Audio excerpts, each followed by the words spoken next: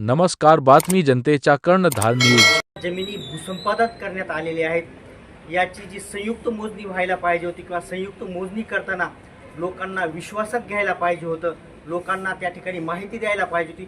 अशी कशाही प्रकारे या ठिकाणी माहिती देण्यात आली नाही।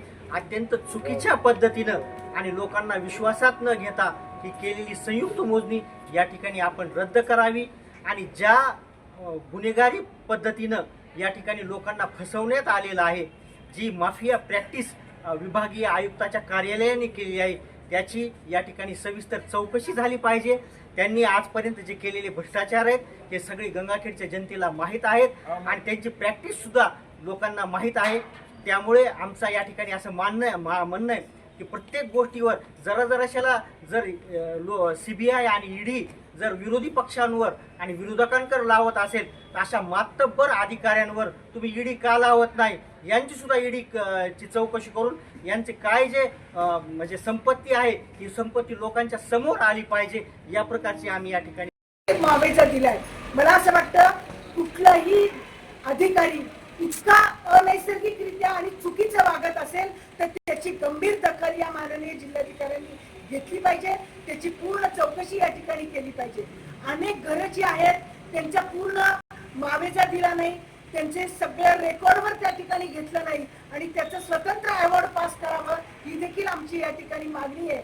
आणि या ठिकाणी दापकर साहेबांनी संयुक्त मोजणीच्या वेळी शेतकऱ्यांना कुठेही नीट विश्वासात घेतलं नाही, संयुक्त मोजणीच्या नोटिसा त्यांना दिल्या गेल्या नाही।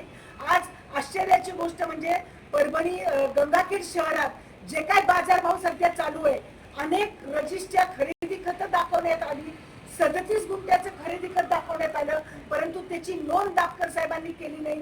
हे असे गंभीर आरोप या ठिकाणी आम्ही या ठिकाणी केलेले आहेत। माननीय जिल्हाधिकाऱ्यांनी आश्वासन दिले की त्याची चौकशी केली जाईल, परंतु ती चौकशी ते करतील अशी आमची आशा आहे।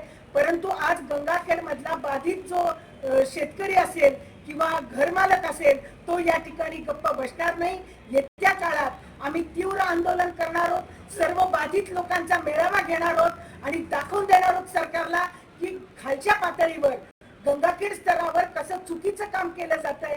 आज अनेक लोक त्यांच्या शेतीपासून विस्थापित होत आहेत आणि कॉम्पेन्सेशनचा जो कायदा आहे त्याच्यामध्ये खऱ्या अर्थानं त्याचं काय म्हणतात त्याला पैसे मिळाले पाहिजेत, तो पुढचं जीवन चांगलं जगू शकला पाहिजे। आज अनेक कुटुंब अशी आहेत की इतका कमी मुआवजा दिला चाललाय की ते आज घरातनं पण बेदखल होणार आहेत आणि आज त्यांना कुठलाही उदरनिर्वाहाचं साधन राहणार नाही।